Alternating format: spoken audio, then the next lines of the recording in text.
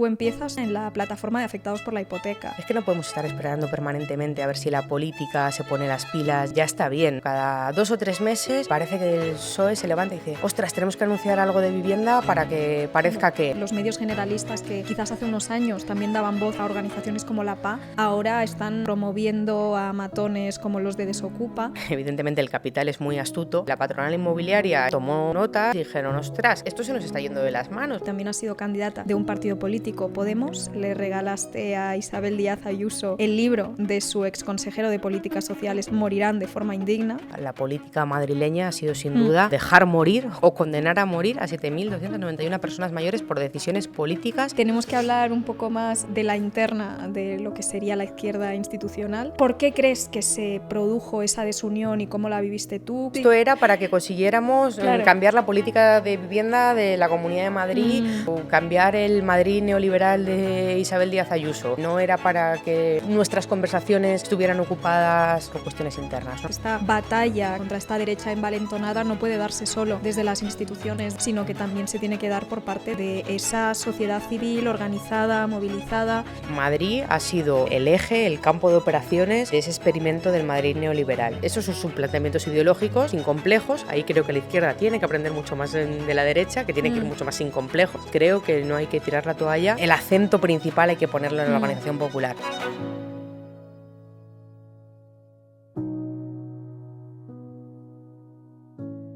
Esta tarde nos acompaña, no obstante, una persona que ha estado en las calles, en los juzgados y también en las instituciones, Alejandra Jacinto. En este episodio repasaremos su trayectoria desde sus inicios en la plataforma de afectados por la hipoteca. Conversaremos sobre los retos y aprendizajes de aquella lucha y también sobre el presente del movimiento por la vivienda, con el sindicato de inquilinas como protagonista. ¿Qué errores no deberían repetirse? ¿Qué consejos ofrece alguien que ha estado en primera línea de esa batalla? También hablaremos de política institucional.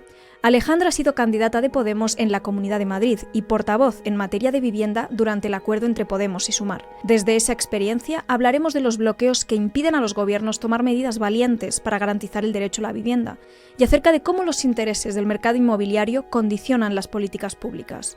¿Por qué, a pesar de los datos, la alarma social gira en torno a las ocupaciones y no a los desahucios?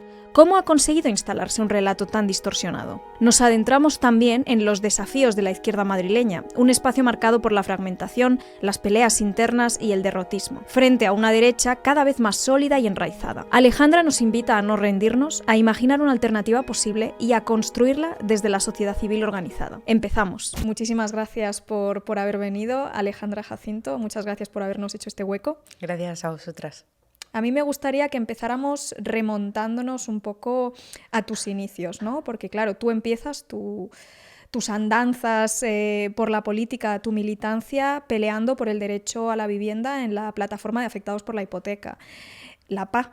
Y yo te quería decir, ¿cómo recuerdas aquellos años? Porque recuerdo que fueron unos años de mucha agitación, de mucha movilización, pero bueno, también tuvieron sus claroscuros y me gustaría, pues eso, preguntarte, que nos digas un poco cómo viviste aquello. Pues yo comienzo porque, bueno, yo estudié Derecho y Políticas en la Universidad Autónoma y justo acabó más o menos el año del estallido del 15M. Sí.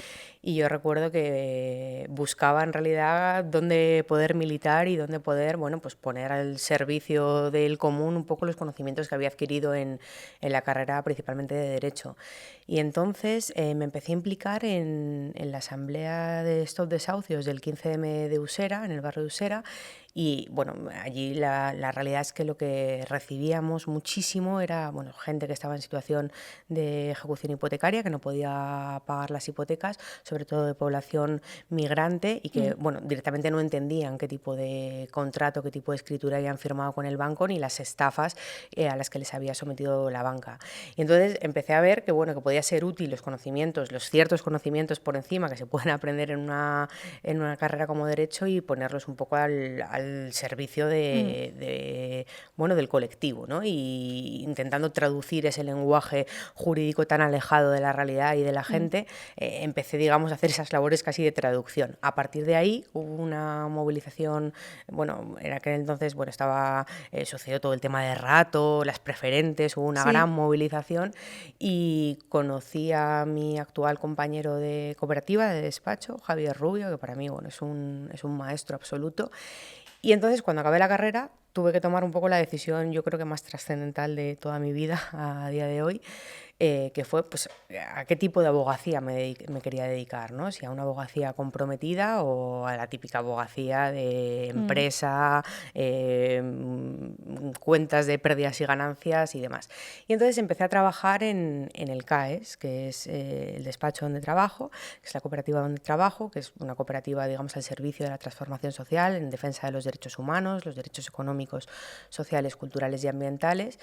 Y desde ahí, bueno, con esa abogacía un poco rara, no tan habitual, pues tuve hueco también para poder militar y participar activamente en la plataforma de afectados por la hipoteca, en el movimiento de vivienda en general.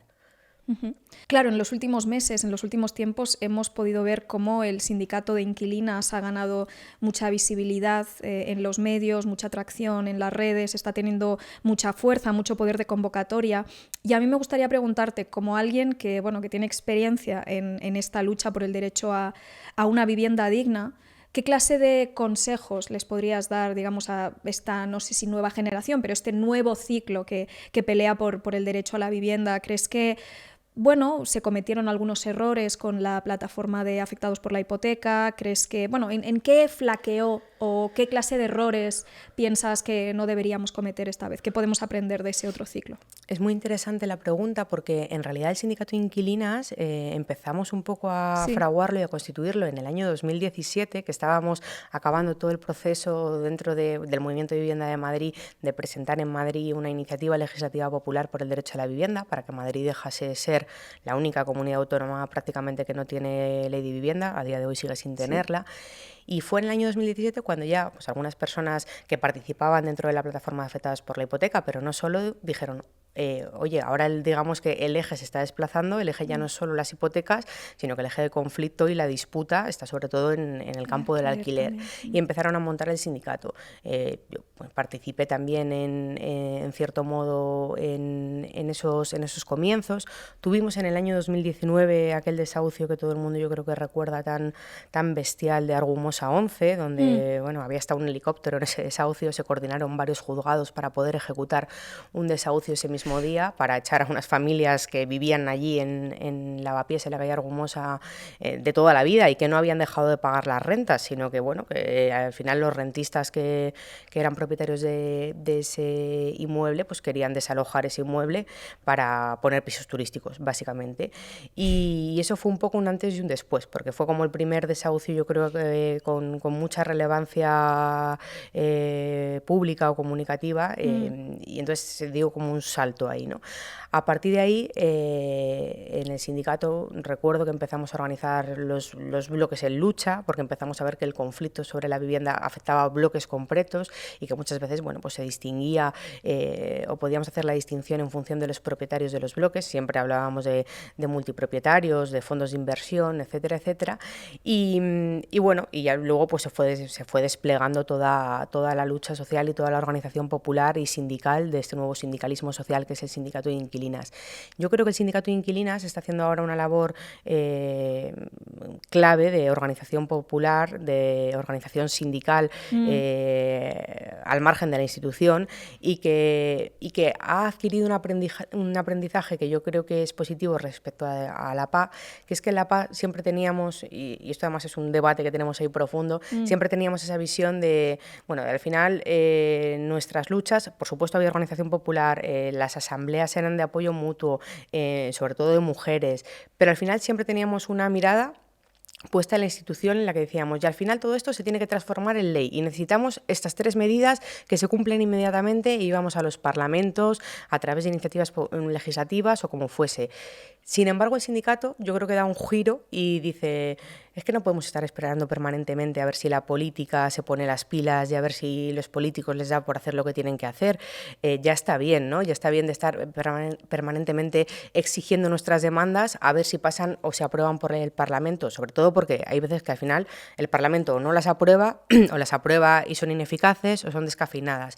Y en ese sentido el sindicato dice, no, es que no tenemos ya más tiempo, el tiempo de los políticos se ha acabado, acabado, ¿no? Que fue un poco una de las reivindicaciones últimas que aparecieron en la movilización del 13 de octubre aquí en Madrid, y ahora es hora de organizarnos por nosotros mismos y por nosotras mismas, y plantean esa solución tan interesante como es ese camino tan difícil pero a la vez estimulante de caminar hacia una huelga de alquileres, que lo que hace es poner en el centro un enfoque de decir, es que no estoy ya esperando nada de la institución, de que la institución venga a resolverme nada, sino lo que voy a hacer es por mí misma, en colectivo, con los vecinos y vecinas afectados, vamos a plantarnos y vamos a demostrar que es que si los inquilinos no pagan, el rentismo se acaba. Y si eso es así, tenemos fuerza propia por nosotros mismos para organizarnos y conseguir que bajen los precios, a veces incluso de forma más eficaz que si esperamos a no sé qué modificación legislativa y así el PSOE se levante ese día con el pie izquierdo. Una de las reflexiones que también compartió con nosotras Valeria Racu cuando estuvo aquí, la portavoz del sindicato de inquilinas, aunque creo que todo el mundo ya sabe quién es, recuerdo que otro apunte que hizo, no sé si compartes o no esta reflexión, es que quizás uno de los problemas de los que adoleció esa plataforma de afectados por la hipoteca es que, al menos a nivel comunicativo, ¿no?, parecía que convertía en sujeto político a quienes se encontraban quizás en las situaciones de desprotección o vulnerabilidad más extrema, ¿no? Como que de alguna forma ponía el foco en lo que al final es la punta del iceberg de una violencia que es estructural, ¿no? Es decir, que de alguna forma se podía llegar incluso a entender en términos de caridad, cuando al final lo que se tiene que entender es que no, es que aquí nos están expropiando también, y de la misma forma que podemos hablar de plusvalía en los centros de trabajo, es que también hay un parasitismo que nos expropia parte de nuestro trabajo y del fruto de nuestro trabajo, y que nos está arrebatando el futuro. Entonces, como que entiendo que el sindicato de inquilinas también quiere interpelar a más gente, ¿no? No es una cuestión de solidarízate con quienes están peor, que también, sino que es una cuestión de entender que todos estamos a muy poco de encontrarnos en esa situación, ¿no? No es algo que afecte, ¿no?, a las capas más vulnerables, que también, sino que es un problema que nos atraviesa y que nos interpela a todos, aunque sea de formas diferentes. No sé si estás muy de acuerdo con pues eso. Ahí yo creo que tengo algún matiz, porque yo creo que en los orígenes y en los comienzos de la plataforma de afectados por la hipoteca, hablo desde el año 2009, cuando se constituye en Barcelona, y luego en Madrid, en los años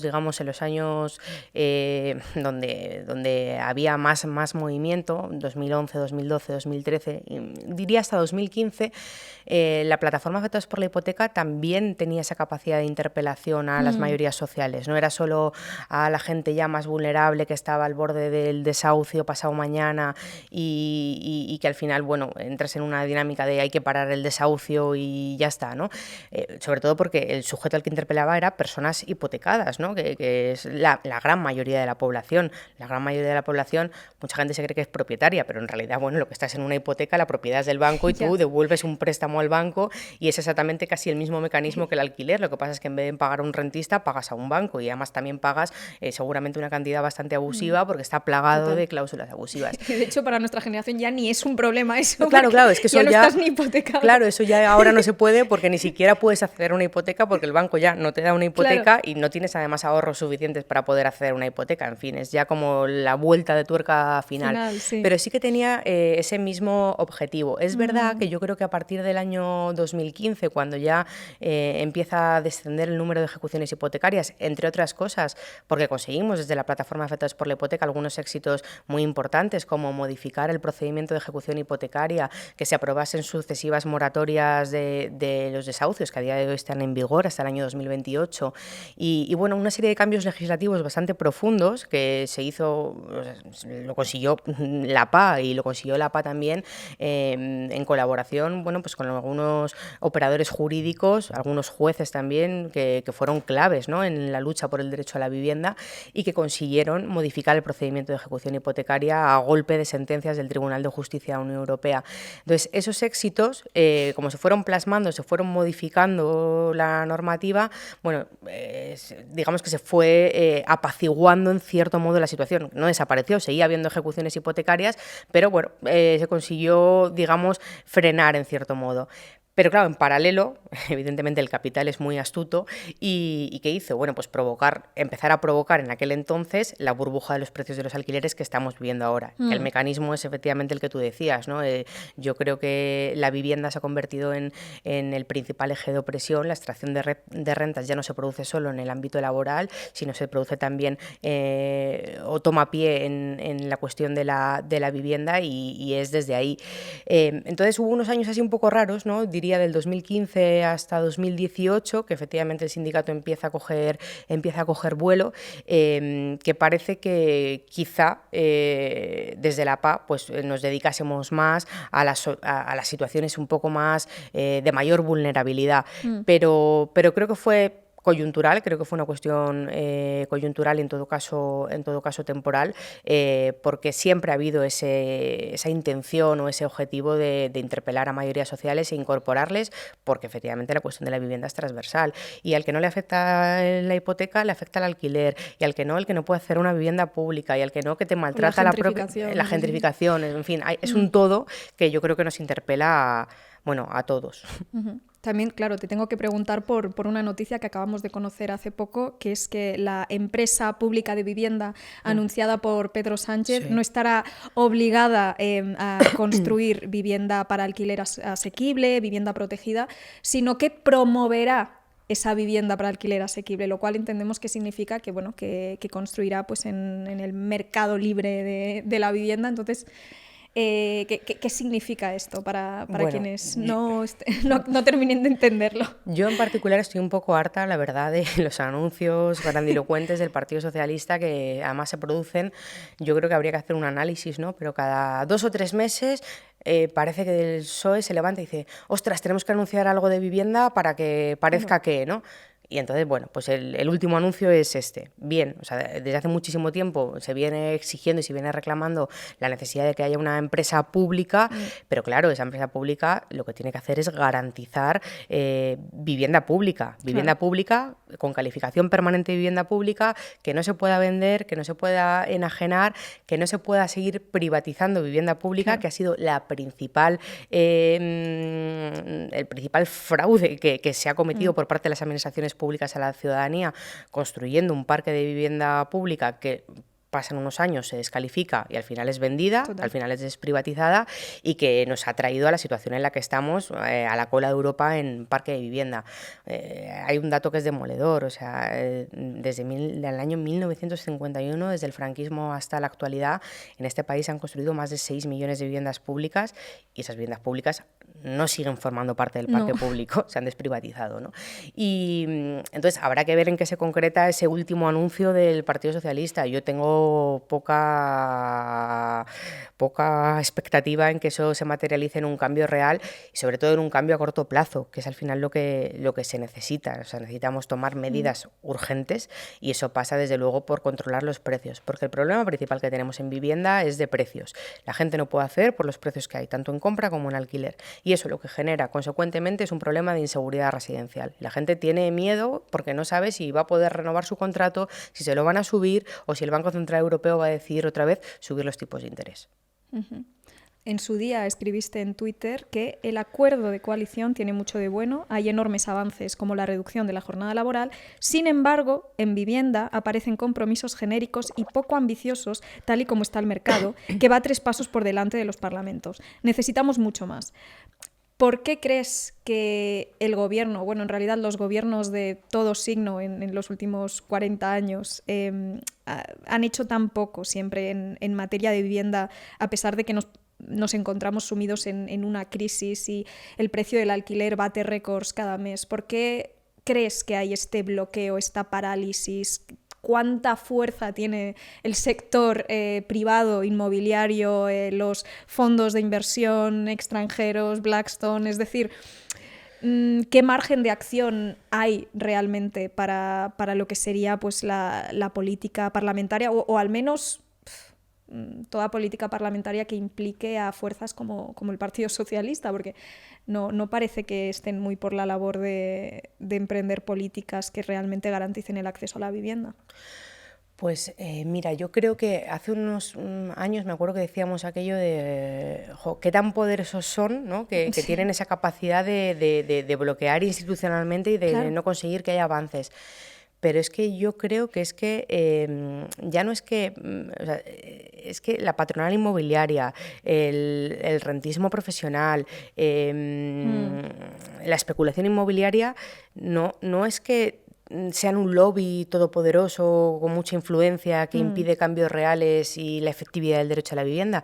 Es que creo que están directamente representados en el Congreso de los Diputados. Es decir, ya, no es que creo que tengan representantes, es que están representados. Es decir, es que claro. tienen allí portavoces directos Mm, que operan y que trabajan directamente para esos intereses y tienen, bueno, pues mucha capacidad porque a veces numéricamente son muchos. O sea, creo que si decimos que el Partido Popular, a veces lo hemos denominado así, ha sido el partido inmobiliario, es porque, bueno, entre sus miembros, pues muchos representan los intereses económicos de esos fondos de inversión, pero es que desgraciadamente sucede también con cargos del Partido Socialista, ¿no? Luego lo vemos, que dejan cargos a lo mejor de gobierno y acaban en la patronal inmobiliaria. No lo hemos visto ni una vez, ni dos veces, ni tres veces.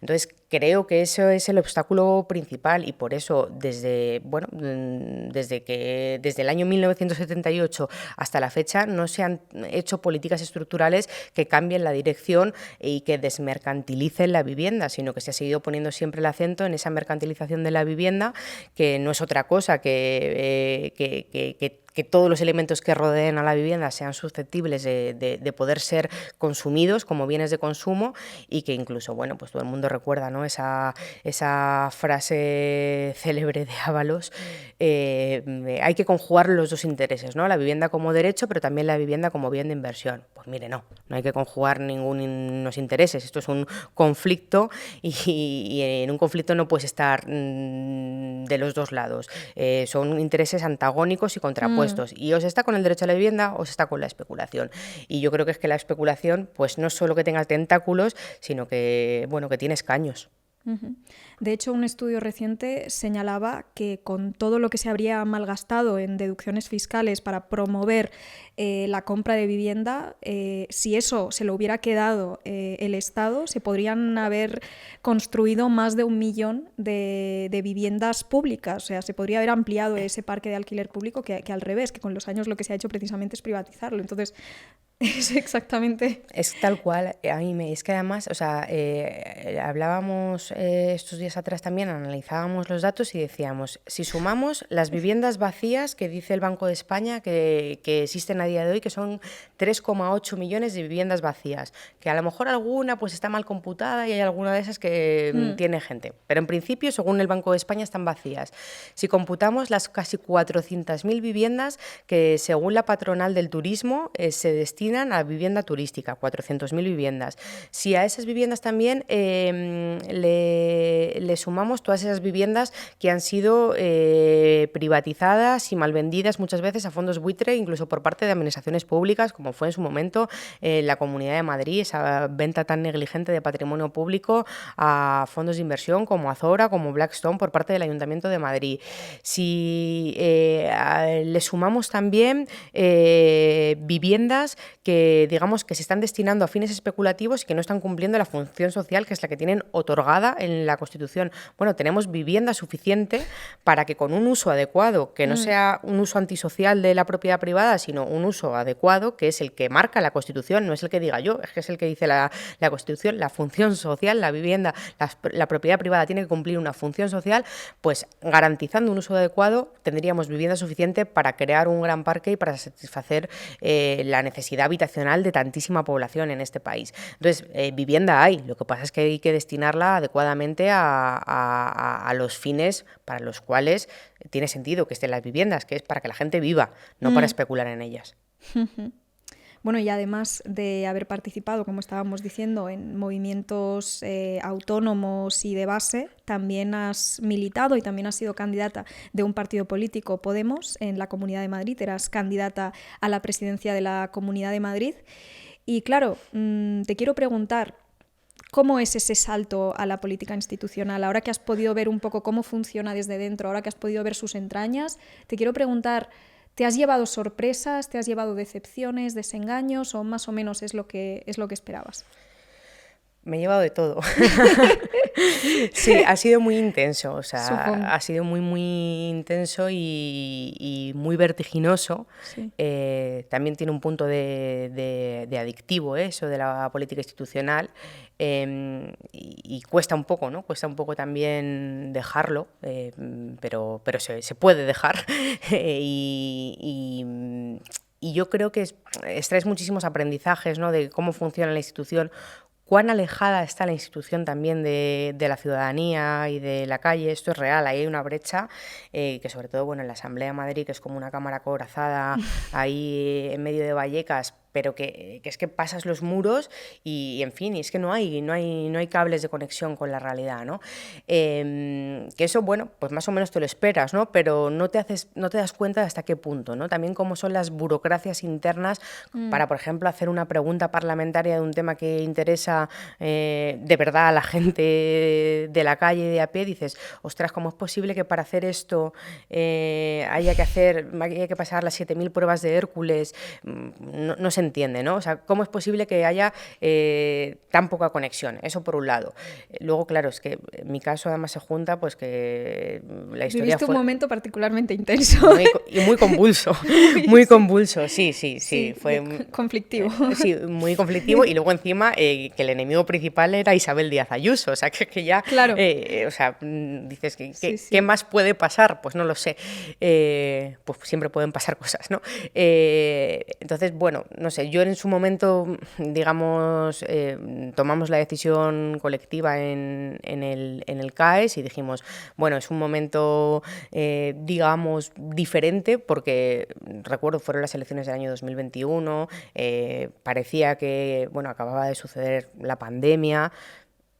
Acababan de fallecer 7.291 personas como consecuencia de las negligentes políticas del Gobierno de la Comunidad de Madrid, en particular de Díaz Ayuso y de Ruiz Escudero, y bueno, me llamaron y dijimos, bueno, pues si se puede colaborar en desalojar a Isabel Díaz Ayuso, pues vamos a ello, ¿no? Nos echamos a la espalda lo que haga falta y vamos a ello. Y es verdad que, bueno, pues luego fueron unos años, fueron solo 2 años, siempre lo digo, casi como que me escudo o me excuso, ¿no? Pero han sido solo 2 años de política institucional, pero es verdad, han sido como 2 años justo, de mayo de 2021 a mayo de 2023, y bueno, es muy convulso, es muy difícil, sobre todo que requiere estar las 24 horas al día pendiente, y el problema yo creo que está, o en mi caso, vamos, en la etapa en la que a mí me ha tocado, en cuando se desvía, digamos, la atención y las fuerzas y la concentración de los objetivos principales para los que entras allí, que al final es pues para transformar, ¿no? y para intentar cambiar las cosas, y al final cuando se dedica más tiempo o dedicamos más tiempo, ¿no? Hago también, hay autocrítica en cuestiones internas, o pues creo que al final no merece la pena. Entonces yo por eso hace un año decidí que creía que podía ser más útil donde estaba antes, y volví. Yeah, igual cuando entras en esa vorágine es Sí. fácil acabar confundiendo los fines y los medios, ¿no? Yo creo que sí, yo creo que pasa, ¿no? Que al final, efectivamente, se vuelve como una especie de fin en sí mismo y dices, no, Espera, ostras, no, para yo un estaba momento, para claro, algo esto era concreto. esto era para que consiguiéramos Claro. cambiar la política de vivienda de la Comunidad de Madrid, o cambiar el Madrid neoliberal de Isabel Díaz Ayuso. No era para que nuestras conversaciones estuvieran ocupadas un montón de tiempo por cuestiones internas, ¿no? Entonces, bueno, yo qué sé, es un aprendizaje también, una lección de vida, pero bueno, también creo que la política institucional vale para muchas cosas y que es necesaria, y que para mí lo ideal, que quizá es un poco idealista, pero yo no me resigno a reivindicarlo, efectivamente, es esa conexión, ¿no? Un poco y esa cooperación virtuosa entre poder constituyente y poder constituido, la gente que está en la institución y la gente que estamos en los movimientos pues de base, organización popular, organización sindical, y ver cómo entre todos, bueno, pues podemos cambiar el marco y sobre todo cambiar las cosas.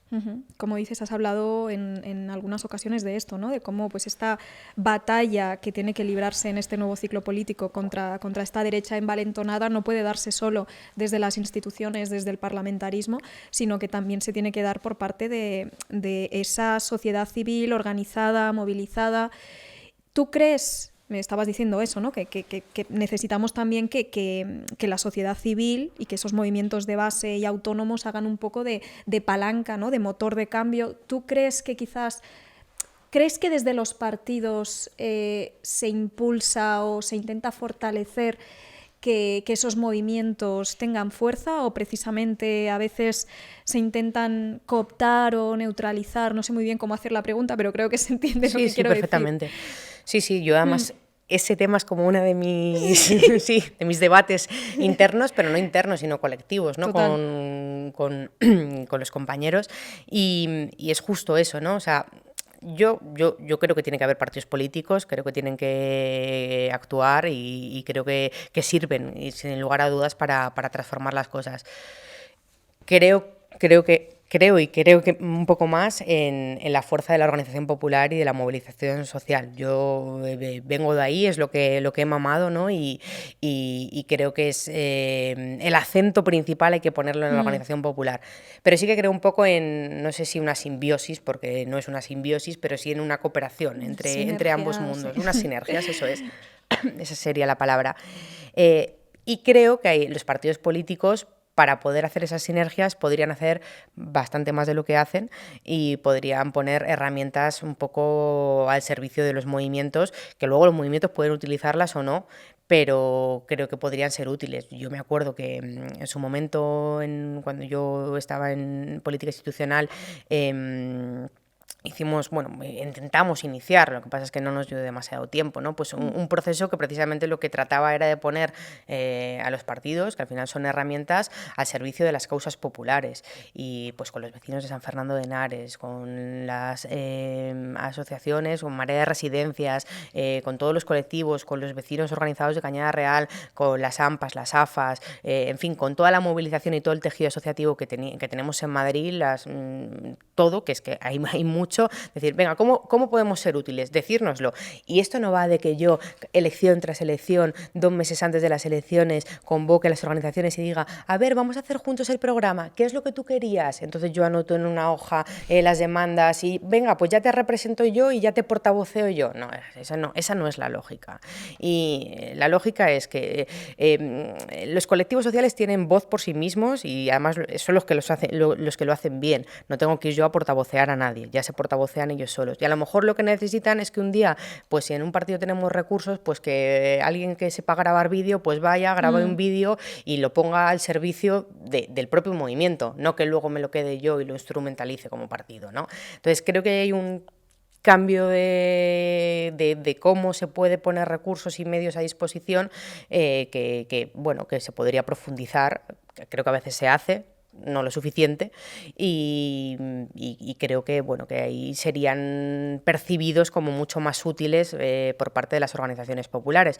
Ahora bien, las organizaciones populares también hablan y también pues a veces dicen, oye, eso está muy bien, pero no nos es suficiente, o ya estamos en un punto de desafección y de incredulidad que yo creo que es absolutamente legítimo y respetable, teniendo en cuenta, pues entre otras cosas, que las políticas de vivienda al final, pues por ejemplo, no se acaban materializando en cambios reales, ¿no? Y es normal.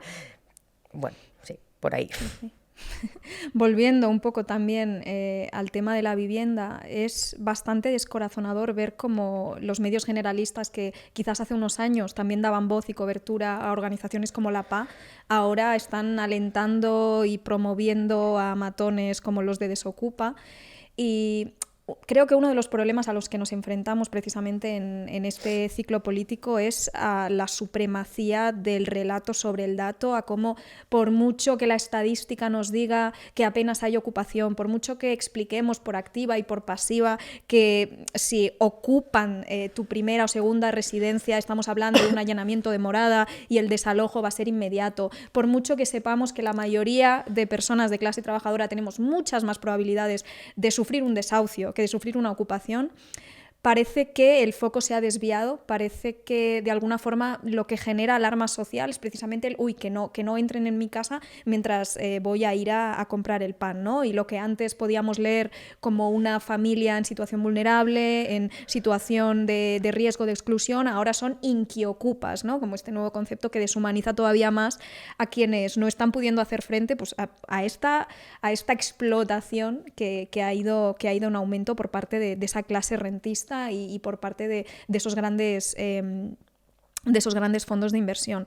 Entonces, yo te quería preguntar, ¿cómo hacemos? Evidentemente no digo que nadie tenga que tener una receta perfecta o una fórmula o solución perfecta, pero ¿cómo te planteas este dilema? El hecho de que le pueda ese relato al dato, a lo que realmente nos dice la estadística, porque luego vemos que en el CIS una de las principales preocupaciones de la gente es la ocupación y dices, pero si es más probable que te desahucien. Claro. Efectivamente, es mucho más probable que te desahucien a que te ocupen la casa, no, claro. Y aún así. Sí, y yo creo que tiene que ver también con lo que hablábamos al principio de a lo mejor esos años un poco más bajos, del año 2015 al año 2018, hasta que surge el sindicato de inquilinas, en el que parece que las ejecuciones hipotecarias empiezan a paliarse en cierto modo, no digo desaparecer. Hubo ahí unos años en los que yo creo que, bueno, pues la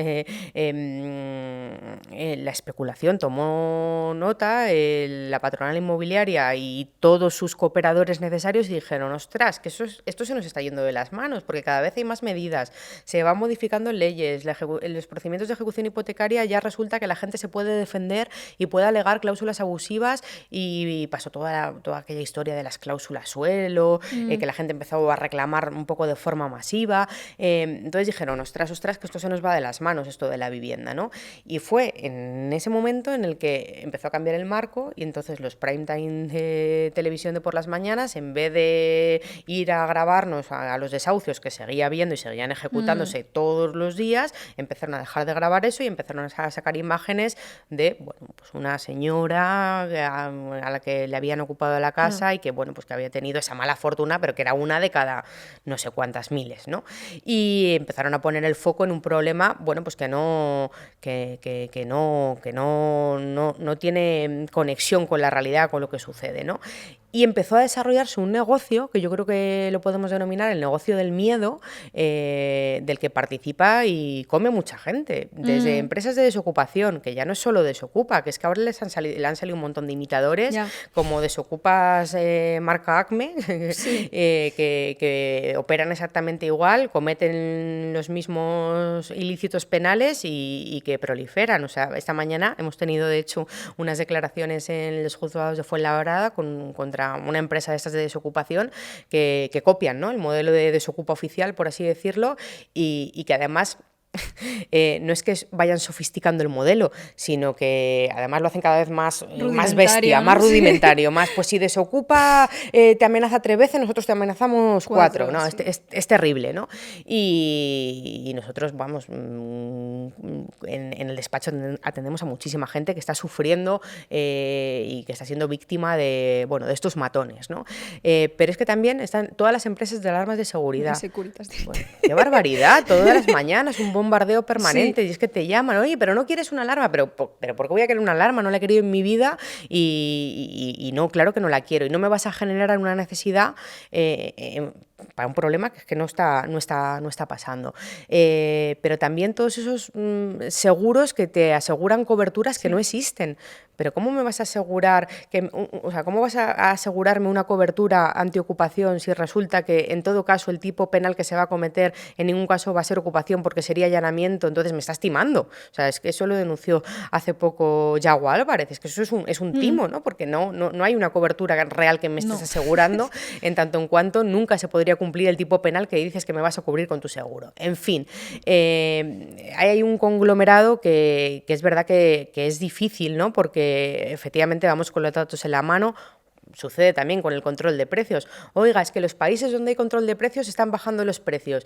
Y te dicen, no, es mentira. Y entonces parece que, bueno, a fuerza de decir que no y a fuerza de todos esos programas de televisión que dan cobertura precisamente pues a supuestos expertos que suelen ser todólogos y que hablan de estos temas sin tener demasiada idea, pues, bueno, pues se genera un clima que es muy difícil. Pero lo hemos visto ahora también con la Dana, ¿no? O sea, un presidente como Mazón que ha gestionado de una forma, desde mi punto de vista, negligente y sin embargo el mensaje que al final cala es el de todos los políticos son iguales, ¿no? Y luego tenemos ahí, pues eso, las elecciones en Estados Unidos, en fin, creo que hay un problema con, bueno, creo no, es evidente que hay un problema con la desinformación, con los bulos, con las fake news, y yo creo que ahí la izquierda tiene que hacer una reflexión profunda, la izquierda no solo parlamentaria, no. por supuesto también, pero hacer una reflexión profunda de cómo vamos a ser capaces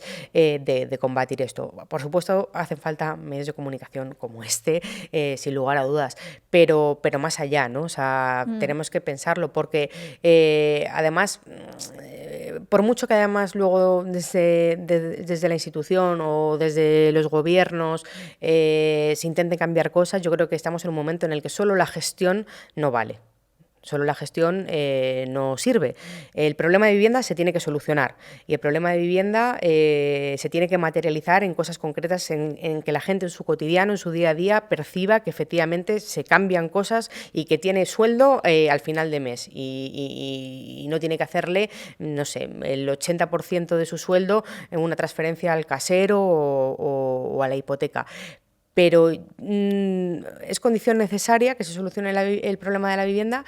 Creo que la posibilidad de revalidar un gobierno de izquierdas tiene que ver con esto, pero no solo. Tiene que ver con cómo enfrentamos como sociedad los bulos, los discursos de odio, las fake news y el negocio del miedo. Y bueno, no, evidentemente no tengo yo la solución. Creo que es una reflexión colectiva que tenemos que hacer desde todos los lugares, ¿no?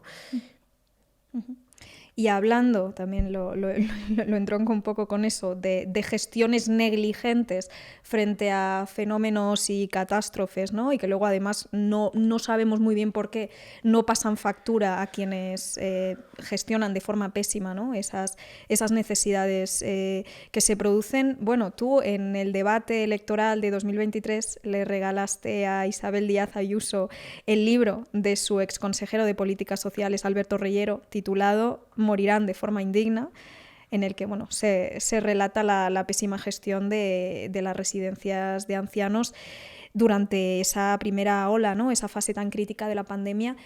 Y claro, ella, le faltó tiempo para devolvértelo y además haciéndose, ¿no? Como sí. Con aspavientos, haciéndose la ofendida. ¿Tú cómo te sentiste al ver que la responsable al final de esos protocolos de la vergüenza, que son una mancha en la historia de la Comunidad de Madrid, quiero decir, no solo ha podido salirse de rositas a nivel político, sino también a nivel de responsabilidades penales? No, parece que a esta mujer ninguna pésima decisión política le pasa factura, ¿no? ¿Qué conclusiones sacas de esto?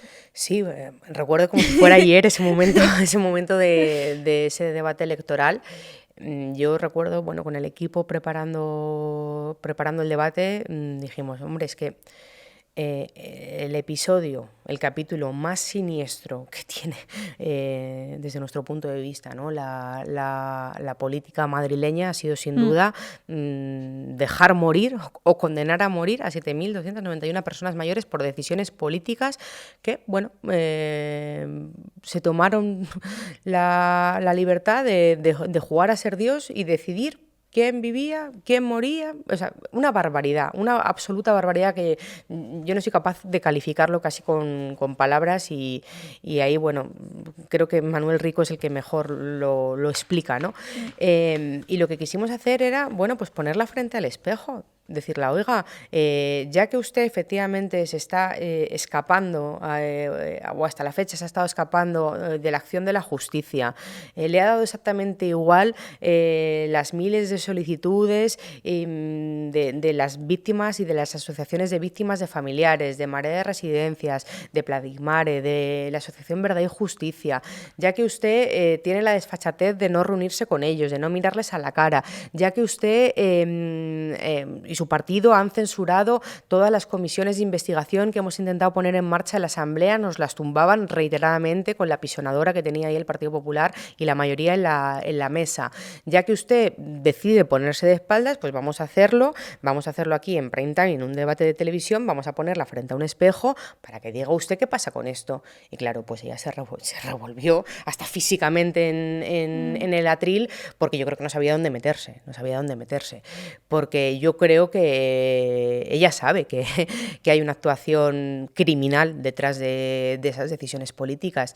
Y yo, quizá es el deje de jurista, ¿no? Pero yo confío en que al final la justicia haga su trabajo, y es verdad que es muy difícil y es verdad que ha habido muchos archivos judiciales, pero yo creo que las asociaciones de familiares no van a parar y desde luego que cuentan con equipos jurídicos y con mucha gente como yo que estamos dispuestos a poner todos los conocimientos, todas las herramientas que podamos al servicio de que se haga justicia y de que haya verdad y de que haya reparación y no repetición de un episodio tan siniestro de la política madrileña. Y es absolutamente inexplicable para la mayoría social y para cualquier persona que tenga un poco de conciencia y la mínima sensibilidad humana, pues que no se hayan dado ningún tipo de explicación ni se les haya pedido siquiera perdón a los familiares de las víctimas. Uh-huh.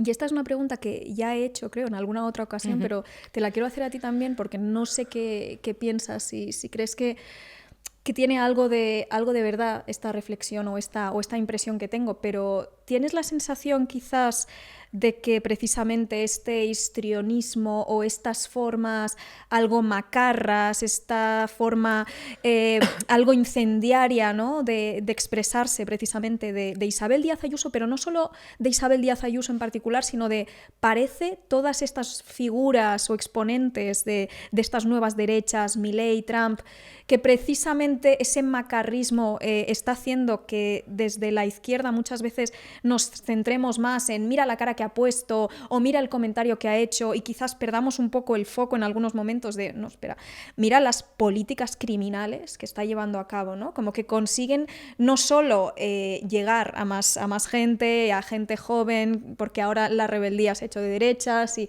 todo lo que sean movimientos sociales de resistencia, emancipatorios, automáticamente se asocian a lo institucional, ¿no? Al statu quo, el feminismo, el antirracismo, la lucha contra la crisis climática y demás, ¿no? Sino que además de hablar en un tono que atrae mucho pues, a una juventud aparentemente despolitizada, pero que en realidad se está volviendo reaccionaria, ¿no crees que también muchas veces lo que hace es que estemos siempre como a la defensiva hablando de lo último que ha dicho Ayuso, no sé qué, o ¿no?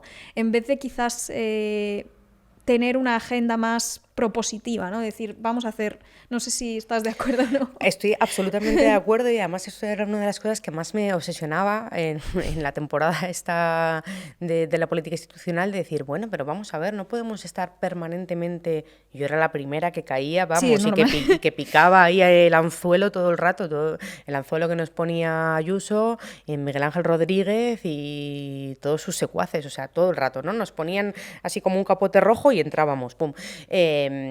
¿Cómo hacemos para dejar de hablar permanentemente de Ayuso, de la última ocurrencia que ha dicho Ayuso, y nos centramos en las consecuencias concretas que tienen rostro, que se están cobrando a veces vidas incluso, de personas que están padeciendo vitalmente sus políticas, ¿no?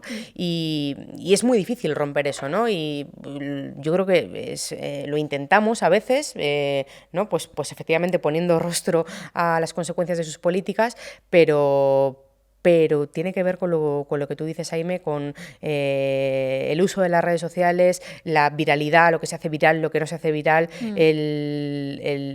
bueno, un poco también el embrutecimiento, ¿no? Y el scroll que al final te hace no pensar en lo que estás viendo. Bueno, nos pasa a todas, ¿no? Que consumimos redes sociales, que de repente estás viendo a lo mejor stories y dices, pero bueno, o sea, para un momento, ¿qué estoy haciendo? Al final no me estoy enterando del contenido que hay detrás, ni estoy reflexionando, estoy sobreestimulando. Y tiene mucho que ver también con el debate ahora tan importante que hay en relación a las infancias libres de bueno, pues de redes sociales, teléfonos móviles, pantallas, que eso está estudiado científicamente, o sea, que no es que lo digamos nosotras, ¿no? Cómo tu cerebro se despiertan determinadas conexiones o se apagan determinadas conexiones si, bueno, pues si no haces una reflexión pausada sobre determinadas cosas, si no hay tiempo para poder pensar, tiempo para poder debatir, para leer, para escribir, y creo que, bueno, pues tiene que ver mucho con esto, ¿no? Con esta era digital que se está volviendo un poco perversa y se nos está volviendo un poco en contra, y que tiene que ver también con la sociedad de los bulos y las fake news, etcétera, etcétera, y con las victorias, yo creo, tan alucinantes, pues como Milei, Trump, Alvise, en fin, y Ayuso, que yo es que la meto en ese podium, ¿no? Y pues es lo que digo, que más allá de la gestión, o reflexionamos sobre, no sé, cómo poner pie en pared frente a todo esto, o no sé a dónde vamos a llegar. Sí, estas nuevas formas de comunicación, ¿no? Porque a veces, no sé, se nos puede tachar de tecnófobas o de estar sobredimensionando un problema. Bueno, también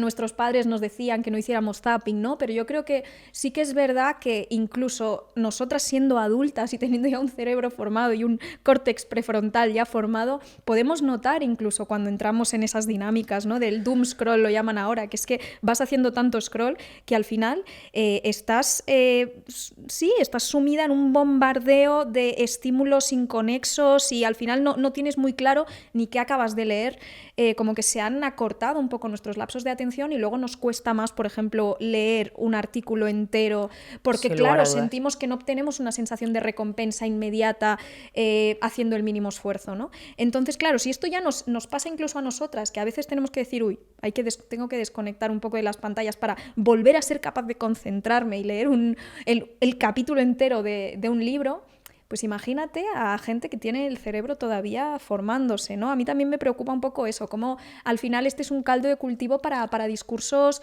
viscerales, incendiarios, que ya sabemos que al final lo que acaban haciendo es pues promoviendo pánicos morales, diciendo, mira, pues la juventud se encuentra en un momento en el que tiene este malestar vital que tiene que ver con no ver un futuro que le ilusione, pues vamos a venderle soluciones fáciles, vamos a venderle chivos expiatorios, vamos a decir... Entonces, claro, esta nueva forma de comunicar y esta nueva forma de digerir información es que también le es muy funcional a este tipo de discursos reaccionarios. Ese es el problema. Absolutamente, absolutamente. Y sobre todo si no tienes cubiertas las necesidades vitales más fundamentales, la vivienda, que es precondición del resto de derechos fundamentales de el propio desarrollo de la personalidad, tienes una inseguridad vital ahí, pues es que necesitas encontrar como una especie de vías de escape, ¿no? Entonces, claro que sí, es muy perverso y es muy peligroso y, vamos, yo creo que tiene que ver con eso. Aún así, yo creo que también la victoria de Isabel Díaz Ayuso del Partido Popular desde hace tantísimo tiempo en Madrid tiene que ver con la implantación del modelo neoliberal, del experimento social, del mini-estado al que han convertido en Madrid, ¿no? Al final, yo creo que esto se dice así muy rápido, pero creo que si Ayuso gana la elección tras elección, o el Partido Popular gana elección tras elección en la Comunidad de Madrid, tiene que ver con, por ejemplo, el hecho de que en Madrid capital ya haya más alumnos que van a la escuela privada y concertada que a la escuela pública, donde, bueno, pues los valores pues están ya preconfigurados. Tiene que ver con que en vez de garantizarse y asegurarse pues la sanidad pública, se va degradando y se fomenta un modelo de negocio específico con la sanidad privada. Tiene que ver con este modelo de vivienda del sálvese quien tenga y el que no tenga, pues ya veremos qué le pasa, pues en plan caridad, ¿no? Que se vaya a alguna ONG que le atiendan y ya está. Y creo que ese modelo si tú lo vas apuntalando, vas además, digamos, dotándolo de un cuerpo mediático que lo sostiene permanentemente con medios regados de subvenciones que trabajan para difundir, para hacer proselitismo de esas políticas, etcétera, etcétera, al final tienes un corpus ahí de que todo el mundo trabaja para el mantenimiento de eso. Y eso es muy difícil de desarticular. Si a eso le sumas la sociedad esta de consumo tecnológico, de usar y tirar y pues no sé, pues creo que tenemos el cóctel perfecto. Sí. Pero no hay que, o sea, que lo ponemos todo así, no muy bien, no hay que desanimarse. Porque eso también es reaccionario. Exactamente, eso también es reaccionario. Y no, sí. Y yo creo que si algo nos enseñan efectivamente los movimientos emancipatorios, el antirracismo, el feminismo, el ecologismo, el movimiento por la vivienda, es que efectivamente, aunque pinten bastos, hay que acuerparse y salir para adelante. Y creo que entre todas, creo que podemos hacerlo. Hablabas ahora del panorama particularmente desolador de Madrid. Y claro, a mí siempre me ha llamado mucho la atención la figura de Ayuso también como catalana, claro, yo soy catalana igual, por eso quizás a mí se me hacía, no es que no haya neoliberalismo en Cataluña, ¿no? Pero sí que es verdad que la figura de Ayuso no se entiende tanto en otras partes del territorio, ¿no? Y algo que llama mucho la atención es cómo, bueno, pues defiende políticas y postulados que en cualquier otra parte se considerarían de extrema derecha y sin embargo, pues bueno, sigue formando parte de un partido que siempre se ha dicho pues más o menos conservador moderado, constitucionalista, etcétera, ¿no? Y es algo que me llama bastante la atención. Te quería preguntar cómo ves la cosa.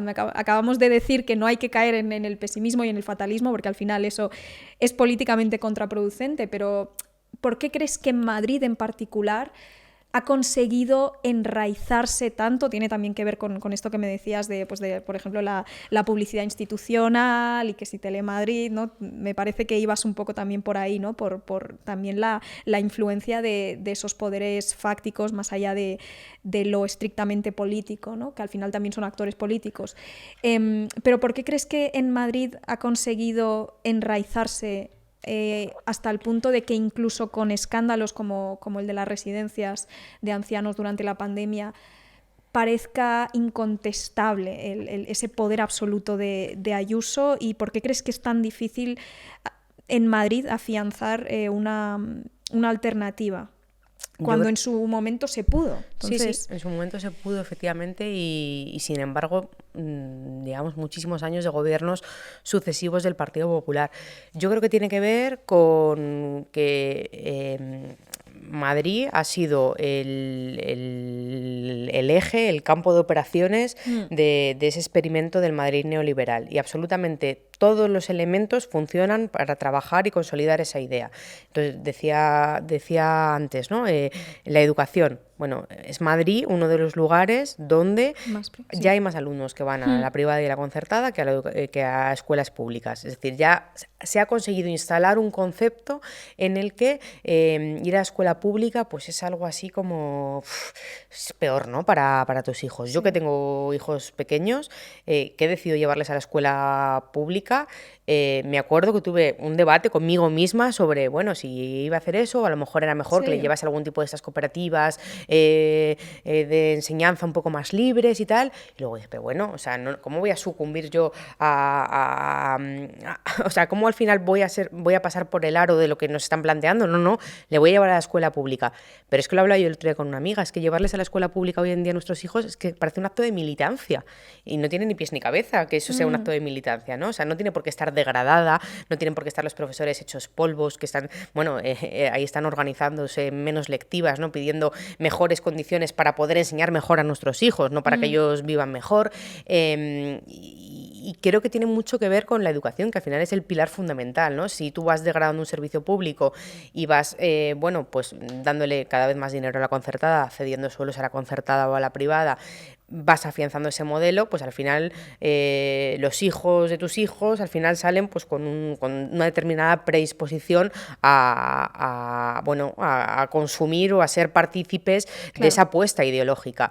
Y creo que sucede exactamente lo mismo con la sanidad, donde cada vez es más habitual y de hecho los datos hace un par de años al menos eran que ya había casi un 40% de personas que tenían seguro médico privado en Madrid. Y es que es una opción muy fácil, ¿no? Porque al final dices, total, voy a pagar 40 euros, pues como el que paga el Basic Gym y no vas, ¿no? Pues dices, pues total, igual que pago el gimnasio y a lo mejor no voy, que esa es otra, ¿no?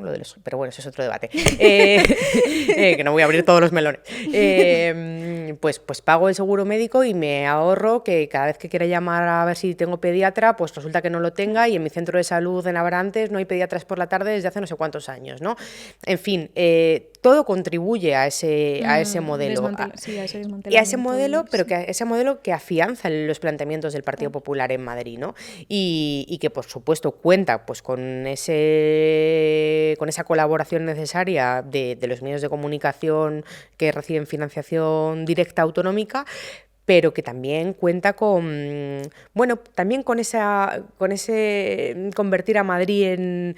Ayer sacaba pecho el actual consejero de Vivienda, decía, por fin lo hemos conseguido, Madrid la segunda capital mejor de inversión inmobiliaria a nivel europeo. En fin, con ese parque tematización en el que estamos convirtiendo la Comunidad de Madrid, sí. Con la expulsión de los vecinos del centro, los procesos de gentrificación, turistificación, y que al final, bueno, pues estemos en una sociedad tan de consumo que en fin, eso tributa y contribuye al mantenimiento del Partido Popular, porque es que esos son sus planteamientos ideológicos, y entonces, bueno, los pone en práctica sin complejos. Ahí creo que la izquierda tiene que aprender mucho más de la derecha, que tiene que ir mucho más sin complejos, y los pone en prácticas, y luego, bueno, pues tiene también un montón de chiringuitos al servicio de las propias instituciones del Partido Popular. Tienen una serie de entramados empresariales, de altos cargos, en fin, que está perfectamente engranado. Escribí un artículo que se llamaba El séquito madrileño, que iba por ahí, y que, bueno, que es una maquinaria, no sé si perfecta, pero cuasi perfecta, donde al final es muy difícil que, bueno, pues que encontremos rescoldos para colarse. Pero yo, aún así, creo que no hay que tirar la toalla y creo que sí que hay resquicios, ¿no?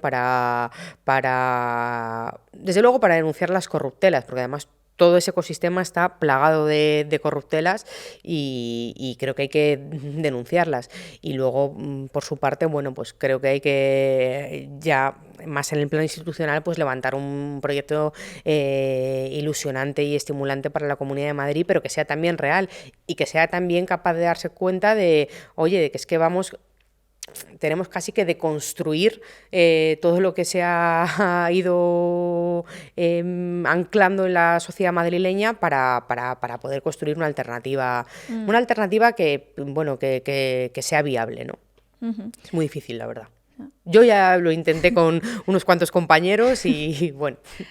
Hablábamos justo en el penúltimo episodio con Nerea Pérez de las Heras, que ha tenido que costearse su propia pierna ortopédica, de cómo al final incluso esta disyuntiva entre si sanidad privada o sanidad pública, si mutua o sanidad pública, es una falacia, porque realmente 40 euros al mes es que no cubren absolutamente nada. Mentira. Y cuando realmente tengas un problema de verdad... ¿No te lo va a cubrir? Es que no te lo va a cubrir, es que van a delegar. Entonces, claro, lo que estamos haciendo es pauperizar lo público, claro, en favor de una fantasía, porque realmente es que no te cubre. Entonces, como que sí, y quizás si tienes algo menos grave, dices, mira, me ahorro, y quizás tú la sensación que tienes, como más inmediata, es, ay, qué bien, que no hay listas de espera, pero a cambio de eso estás contribuyendo a ese desmantelamiento de lo público, y luego cuando realmente lo necesites no va a estar ahí, ¿no? Entonces, como que incluso plantearlo como si fuera una especie de alternativa de qué modelo es mejor, es que en realidad sí, es una falacia, sí, una absolutamente. Falacia. Sí, es como lo de... Claro. Yo siempre, al final me lo llevo toda la vivienda, perdón, pero pero claro, es como lo de la intervención del mercado, ¿no? Es que hay que intervenir el mercado, no hay que intervenir. ¿Qué es mejor? ¿Que el mercado se regule siempre solo? Ha estado ¿no? intervenido. Claro, es como, pero si siempre, o sea, si se interviene todo el rato, a través de la fiscalidad, claro, lo que pasa es a favor de quién, pues esto es exactamente Exacto, lo mismo. Sí. O como los seguros que hablábamos de las empresas de alarmas, o los seguros, ¿no? Que te cubren el riesgo de ocupación. Bueno, pero es que si me ocupan, no es una ocupación, es un allanamiento, y esa cobertura no está aquí en la letra pequeña, con lo cual me estás estafando. Pues yo creo que es un poco lo mismo. Sí, sí. Tú siempre estás hablando de los problemas en Cañada Real. Entonces, para quien no sepa muy bien de qué estamos hablando, ¿qué ocurre en Cañada Real? Pues en Cañada Real, desde hace casi 4 inviernos, este sería el cuarto invierno, el 2 de octubre del año 2020, Naturgy, en connivencia con la Comunidad de Madrid, decidieron cortar la luz de 2 de los sectores de la Cañada Real. La Cañada Real es una extensión muy larga de terreno, es un barrio en construcción que va desde Coslada hasta Villa de Vallecas y atraviesa, bueno, pues territorio del Ayuntamiento de Madrid, pero también de Rivas, también Vicálvaro, en fin, varios distritos y varios municipios. Y hay cerca de más de 10.000 personas viviendo allí. Bueno, pues en el año 2020 decidieron cortar el suministro eléctrico para al menos 2 de los sectores, toda la zona de Villa de Vallecas y de Rivas. Se quedaron más de 4.000 personas sin luz, entre ellas 1.800 niños y niñas, que a día de hoy, 4 años después, siguen sin tener acceso a suministro eléctrico, en una violación de derechos humanos sin precedentes. Y la realidad es que, bueno, se han organizado todos los vecinos con un montón de entidades y han conformado la Plataforma Cívica por la Luz, y desde el año 2020 llevan peleando para conseguir que vuelva el suministro. El suministro no vuelve porque lo que se está haciendo es un desalojo forzoso, se está invitando a la población, se está coaccionando a la población para que se vaya, entre otras cosas porque por ahí van a discurrir los famosos desarrollos urbanísticos del sureste. Entonces, claro, las vistas a Cañada Real, pues debe ser que colisionan con los intereses inmobiliarios. Claro. Y entonces se ha cortado el suministro eléctrico y se está poniendo encima de la mesa unas soluciones por parte de las administraciones que no son las soluciones dialogadas con los vecinos, que, bueno, pues son los famosos realojos. Claro, los vecinos lo que quieren es que vuelva a la luz, sobre todo porque además los relojos pueden tardar 10, 15 años, 20 años hasta que se produzcan, y luego además porque hay muchos vecinos que quizá quieran quedarse y construir claro. un barrio como se construyó Vallecas o Orcasitas hace un montón de tiempo, o como los que han visto la película del 47 ven que se constituyó el barrio de Torre-Baró, ¿no?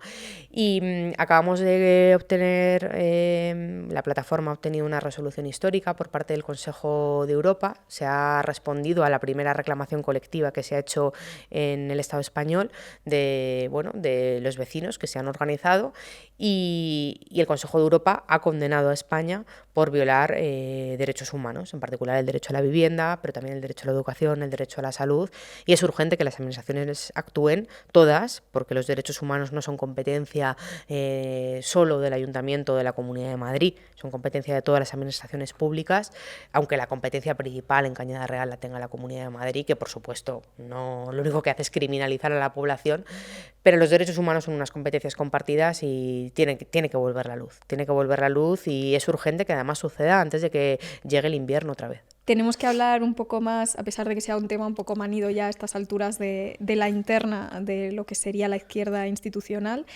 Y bueno, aquí quería hablar de cómo cuando Podemos y Sumar llegaron finalmente a un acuerdo para concurrir juntos en las elecciones de 2023, tú fuiste la portavoz de Sumar en materia de vivienda, Nacho Álvarez en materia de economía, ¿no? Tras las elecciones fue cuando abandonaste la política institucional para regresar a la abogacía, y finalmente Podemos y Sumar rompieron el acuerdo con la salida al grupo mixto de los morados. Y bueno, yo te quería preguntar, por un lado, ¿por qué crees que se produjo esa desunión y cómo la viviste tú? ¿Qué factores crees que contribuyeron? Y luego la segunda pregunta sería, ¿por qué preferiste volver a la abogacía, dejar la política institucional? ¿Sentiste que quizás podías contribuir más o ser de mayor utilidad en otros espacios, ¿no? Es como una doble pregunta. Sí, la verdad que a mí todo lo que tiene que ver con interna de los partidos, o sea, es que me genera por un lado como pereza terrible, por otro lado desafección, claro. Por otro lado... No sé, pero bueno, que me pasa a mí y creo que le pasa a muchísima gente. Sí. Y bueno, creo que es una lección en sí misma, ¿no? O sea, cómo hemos llegado hasta aquí, ¿no? Que al final, pues muchas personas estamos desafectas y con una sensación de no sé si de fracaso, ¿no? Pero sí, creo que de fracaso de apatía, sí. De apatía y de mal sabor de boca con todo lo que ha pasado.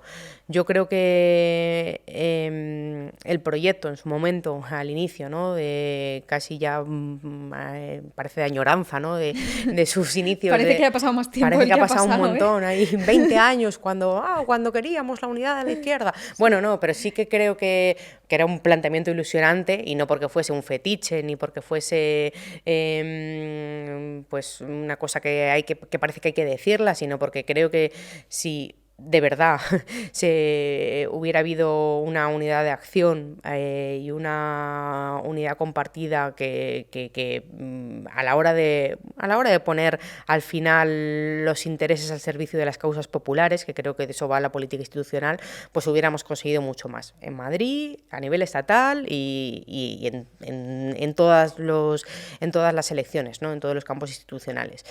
Pero bueno, creo que al final, en cierto modo, podía haber alguna diferencia política en algunas cosas, pero creo que también pues hubo diferencias en determinados planteamientos, en enfocar o en cómo se debían gestionar determinadas cuestiones. Pues al final acabó todo estallando por los aires. Y yo creo que hubo gente que nos resignábamos un poco, no me quiero poner ni por encima, ni yo lo que hice fue lo que creo que había que hacer, no, porque creo que al final todos tenemos parte de responsabilidad en lo que pasó y ya está. Pero bueno, sí que nos resignábamos como que se produjesen esas rupturas y apostábamos por intentar agrupar, intentar construir, pues al final, hablo en mi caso, ¿no? Pero se ha replicado en caso de más compañeros, acabamos saliendo pues con una sensación de mucha desafección y de decir, pues un poco lo que decía al principio, ¿no? Hemos entrado, yo al menos entré en política institucional como para contribuir en el bien común, en la mejora social, en la transformación de las condiciones de vida, y estamos aquí dedicando más tiempo a estas intrigas y a estas tensiones y a estos dolores, porque fueron muchos dolores también, ¿no? Con todo lo que pasó. Entonces yo creo que no es útil y creo que es una pérdida de tiempo, que a lo mejor es un camino que hay que transitar para poder luego hacer cosas, no lo sé. Quien siga transitándolo, yo, vamos, todo mi apoyo y mi abrazo y mis ánimos, pero yo no quería seguir participando de eso, porque creo que no estaba contribuyendo a los fines, ¿no? A los fines para los que estamos ahí, la mayoría. Además, yo creo que toda la gente que está en política institucional lo hace porque de verdad cree que puede aportar y cambiar las cosas. Pero el momento en el que ya el ambiente estaba tan enrarecido y era tan difícil y en muchos casos tan violento, pues yo creo que lo mejor es apartarse. Afortunadamente tuve la libertad de poder volver a mi despacho, a mi COPE, y eso pues siempre lo pienso, digo, eso me ha hecho libre para poder volver. COPE de cooperativa. COPE de cooperativa. No de la COPE. Eso es, COPE de cooperativa, y para poder volver y ya está, y seguir aportando, pero desde otro lugar. Por supuesto, en cooperación, con lo que haga falta, con todos los partidos del espacio, y ya está. ¿Y cómo ha sido esta vuelta? ¿Cómo es un alivio volver a la abogacía? Pues ha sido difícil al principio. Al principio fue difícil, la verdad, porque cuesta, cuando te metes en... Y eso que, vuelvo a excusarme, fueron solo 2 años, pero eso que... Intensos.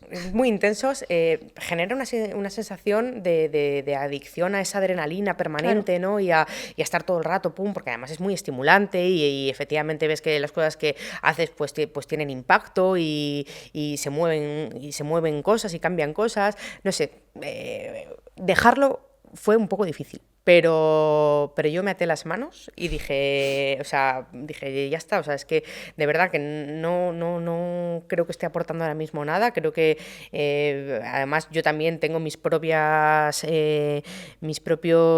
velos aquí, entonces me voy a retirar, me voy a apartar.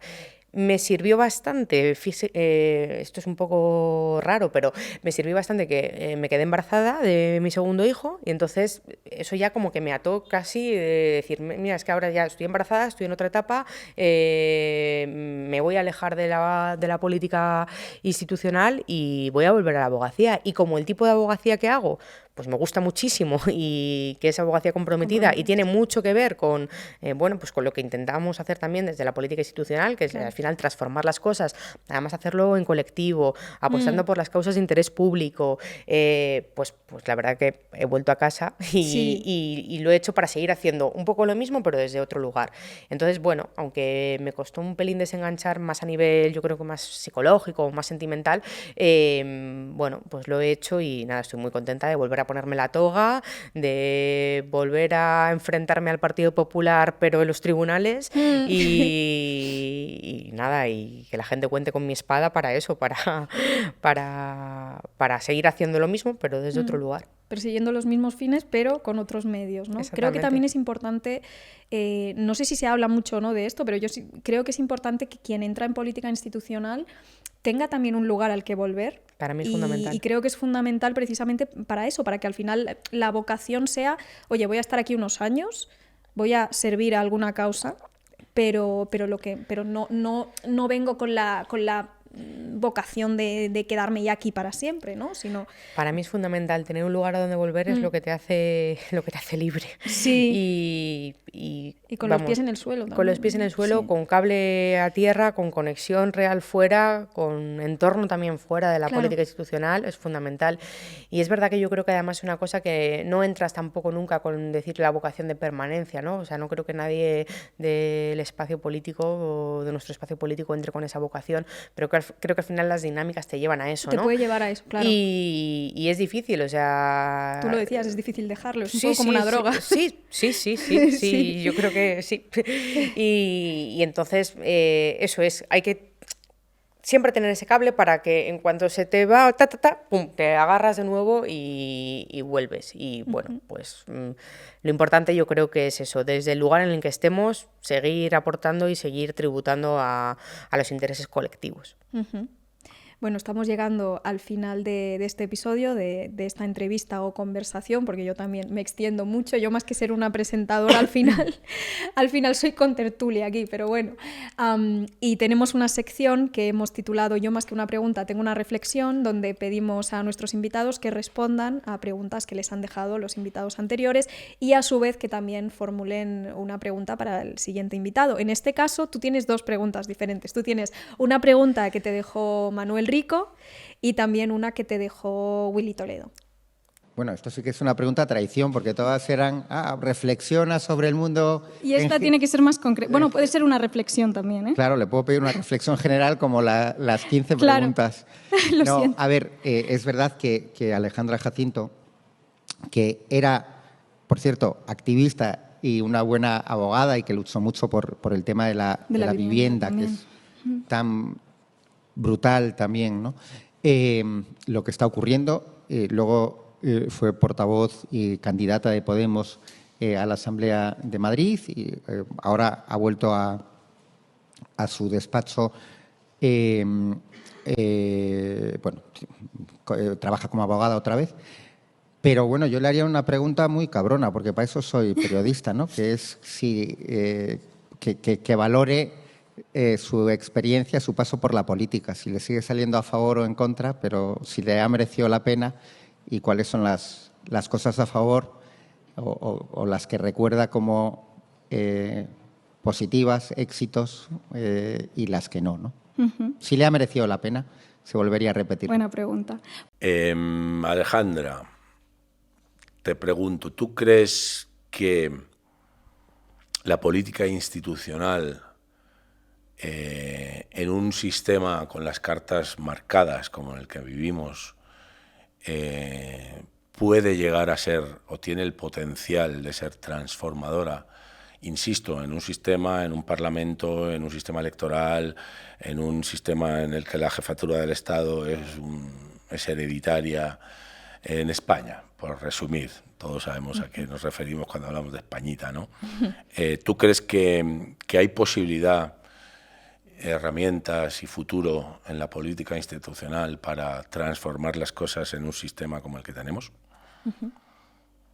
Bueno, pues contesto a las preguntas que me formula mi amigo Manuel Rico y también Willy Toledo sobre si la política institucional merece la pena o si a mí me ha merecido la pena. Yo creo que sí me ha merecido la pena. Es verdad que, bueno, que es muy difícil, es muy exigente y si te despistas un poco y si no tienes cable a tierra te puede llevar por delante, tanto físicamente como emocionalmente. Pero creo que sí, que extraigo muchos aprendizajes, sobre todo lo que tiene que ver con lo colectivo, ¿no? Yo, el que fue mi equipo durante toda esa etapa es gente que incorporo a mi vida y todos los aprendizajes colectivos de cómo enfrentarse al poder, cómo mirar de igual a igual al poder, pues en cierto modo también me ha ayudado a construirlo el paso por la política institucional, pero no solo. También creo que la política institucional por sí misma no es transformadora, que para que sea transformadora hace falta que vaya acompañada o que vaya sincronizada o en sintonía con la movilización popular, con la organización popular, con las organizaciones sociales, y eso no va de aprovecharse de ellas, sino de remar en la misma dirección y que cada cual juegue sus cartas dentro de la misma partida, con las herramientas que cada uno tiene, cooperando para los mismos fines. Esa es un poco la hipótesis que yo defiendo, la conexión entre el poder constituyente y el poder constituido. Y ya está. Y bueno, terminaríamos con algunas preguntas que nos han dejado nuestros miembros de Patreon. Lo que ocurre es que algunas se solapan ya con algunas de las reflexiones que hemos puesto sobre la mesa. Es como que algunas de estas preguntas ya has contestado en cierta manera, como por ejemplo un miembro de Patreon que nos decía, ¿lo volverías a hacer? Pero claro, Manu Rico te ha preguntado algo muy parecido, ¿no? Bueno, o sea, no creo que sea lo mismo, ¿no? Porque no sé si lo volvería a hacer. Creo que sí ha merecido pues la pena, pero no sé si lo volvería a hacer, la verdad. Sabiendo lo que ahora sabes, igual no te lanzarías a la piscina. En las mismas condiciones, no. Pues mira, no. Es una pregunta diferente entonces. Creo que no. Había ahí un matiz que yo misma no había percibido. Otra pregunta que te hacen sobre Ayuso, un poco lo que decíamos, si le va a pasar factura o si hay alguna posibilidad de que le acabe pasando factura. Tú has hablado desde el punto de vista penal, judicial, si le puede pasar factura por ahí, pero políticamente vamos a conseguir que le pase factura pues la pésima gestión, los protocolos de la vergüenza, la pésima gestión de las residencias de ancianos durante esa fase tan crítica del COVID. Yo creo que sí. Creo en la justicia social y creo que esto le va a acabar pasando factura. Por supuesto, los tribunales no vamos a cejar en el empeño, pero creo que, bueno, que todo lo que ha servido también para articularse a las propias organizaciones y los propios familiares de víctimas, eso ya en sí mismo, bueno, pues es una victoria, ¿no? Porque por lo menos han estado colectivizando la situación y como sé que no vamos a parar, pues es que creo que al final le va a pasar, le va a acabar pasando factura.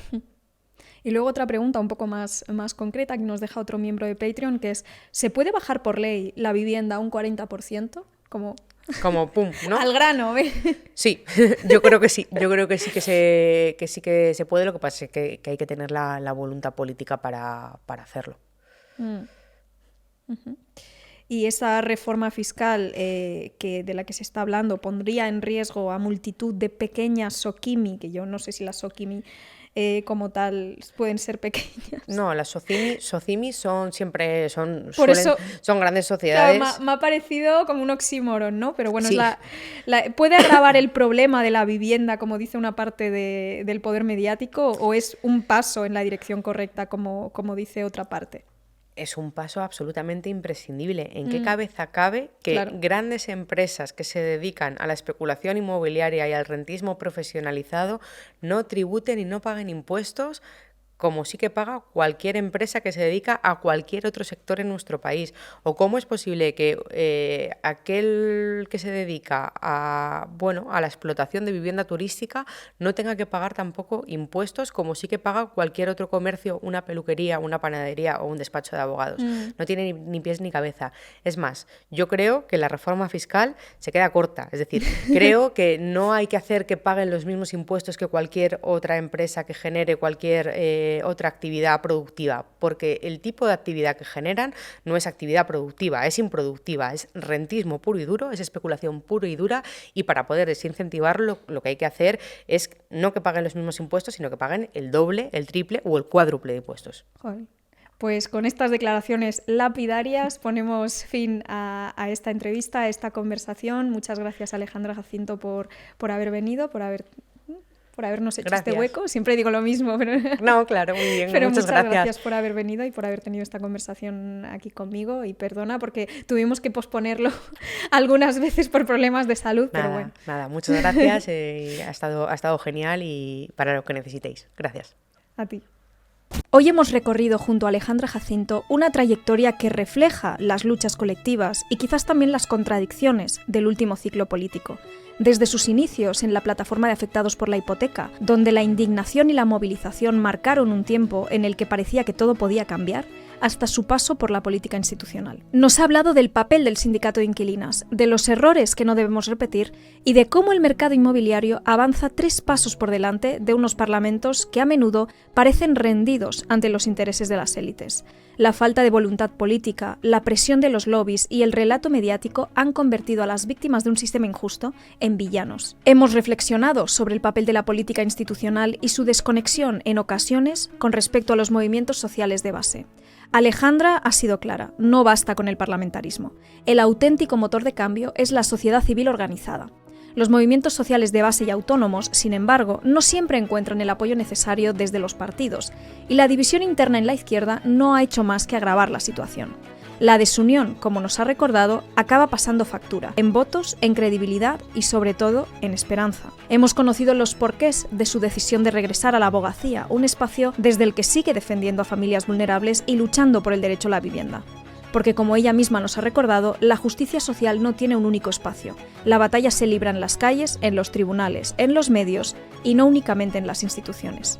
Nos despedimos con una invitación a la acción y a la esperanza. Como ha dicho Alejandra, no hay que abrazar el derrotismo, porque aunque el panorama pueda parecer desolador, no debemos olvidar que las batallas por la vivienda digna y la justicia social son batallas que merecen ser libradas. Gracias por escucharnos y, como siempre, recordaros que No Obstante es un podcast autónomo y autofinanciado que no genera beneficios y que estamos sacando adelante en nuestro tiempo libre, después de nuestras respectivas jornadas de trabajo. Gracias a los ingresos de los anuncios de YouTube y ahora también de Spotify, podemos cubrir el alquiler de este local, los gastos de Furor, etc. Por eso, cada clic, cada comentario, cada recomendación cuenta, y nos ayudáis más de lo que probablemente creáis. Como ya os hemos contado, buena parte de lo que nos está permitiendo seguir a flote también son las donaciones individuales. Así que si quieres contribuir a partir de €1 al mes y obtener algunos beneficios, como acceso anticipado a todos estos episodios, puedes entrar en apoya.furor.tv. Hasta la próxima.